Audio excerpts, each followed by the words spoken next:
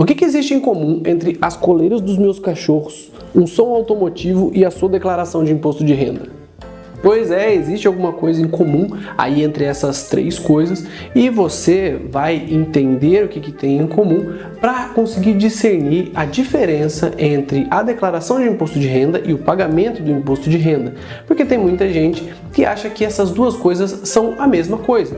Tem gente que acha que declarar o imposto é pagar o imposto, ou tem gente que pensa que todas as vezes que você tem que declarar o imposto de renda você tem que pagar alguma coisa.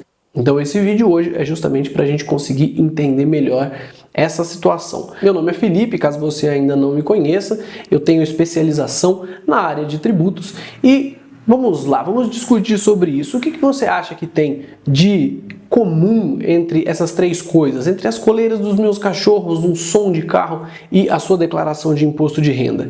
Coloca aqui nos comentários a primeira coisa que veio na sua cabeça, mas eu já vou dizer para você que o que existe em comum é que todas essas coisas são itens acessórios. Como assim? Bom, nós podemos fazer uma distinção entre o que é um acessório e o que é um principal. Quando você pensa na coleira dos cachorros, por exemplo, a coleira é um item acessório e nós podemos pensar nos cãezinhos como o principal. Ou seja, o cachorro, ele continua tendo a sua existência independente da coleira. Mas a coleira só faz sentido, ela só tem utilidade se for para ser utilizada no principal, que é o cachorro. No caso aqui, o Benjamin e a Zoe. Um som automotivo da mesma forma. O som, ele não existe por conta própria, ele não tem utilidade ou ele não faz sentido se não for sendo utilizado no principal, que é o automóvel. O automóvel, por outro lado, que pode ser considerado o principal, é um bem que vai ser utilizado independente do som. Tanto que você pode comprar um carro sem que ele venha acoplado com o aparelho de som para você ouvir enquanto dirige. Quando nós pensamos em imposto de renda, nós podemos pensar em obrigações. A obrigação principal e obrigações acessórias. A obrigação principal é a obrigação de pagar o imposto. E obrigações acessórias são obrigações que vão trazer informações para a Receita Federal ou para o fisco sobre aquela quantia de imposto que você pagou.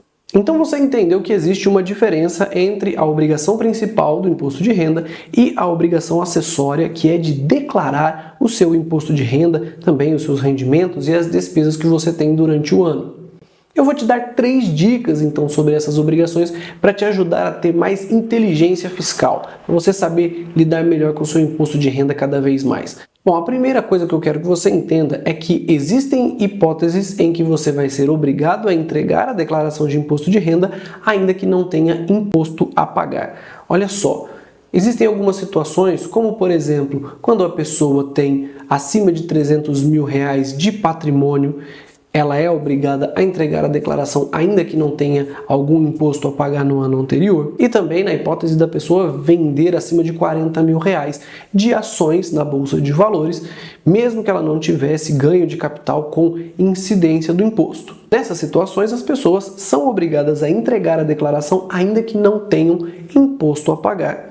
Por outro lado, aí vem a segunda dica, a segunda reflexão que nós podemos fazer é que existem hipóteses em que a pessoa vai pagar o imposto durante o ano, mas não vai ser obrigada a entregar a declaração acessória, que é a declaração do imposto de renda. Mas existem algumas nuances aqui que são importantes. Então imagina que você trabalhou de janeiro a junho do ano passado, ganhando cerca de 4 mil reais por mês. Só que de julho para frente, você ficou desempregado e não teve mais rendimentos.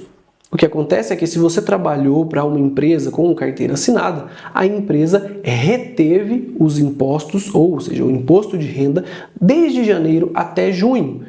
Mas, somando esses 4 mil reais por mês desde janeiro até junho, você teria ganho anualmente 24 mil reais e esses 24 mil reais não seriam obrigatórios, não criariam a obrigação de que você entregasse a declaração de imposto de renda. Isso porque o valor que obriga uma pessoa a entregar a declaração está ali em torno de R$ 28.500. Então, nessa situação em que a pessoa não é obrigada a entregar a declaração de imposto de renda, mas ela pagou o imposto durante durante o ano por algum motivo, seria necessário, não obrigatório, mas necessário que ela entregasse a declaração para poder pegar essa parcela do imposto de renda de volta. E nós podemos pensar também que na entrega da declaração podem existir 3 resultados financeiros.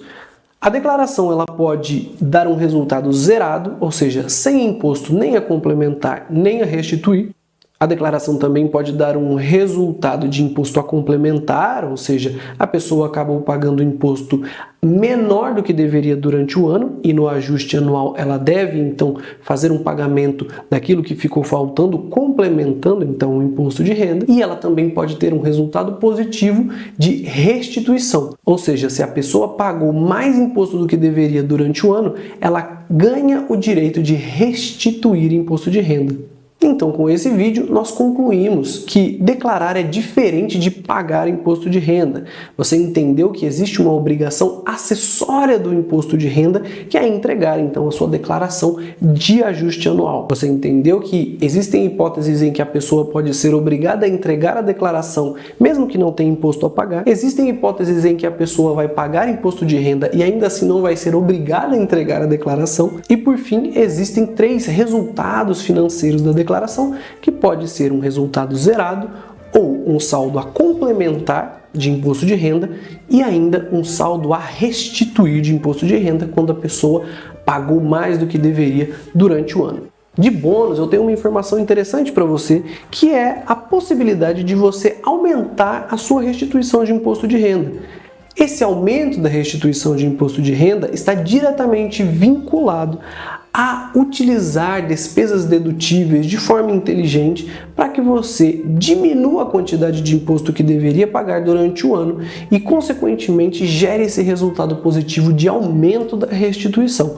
É uma coisa bem interessante que eu falo bastante nesse canal. Se você ficou comigo até o final, eu agradeço muito. Não deixe de curtir, compartilhar este vídeo e também de seguir esse canal para receber mais informações, mais vídeos como esse. Tudo bem? Até a próxima!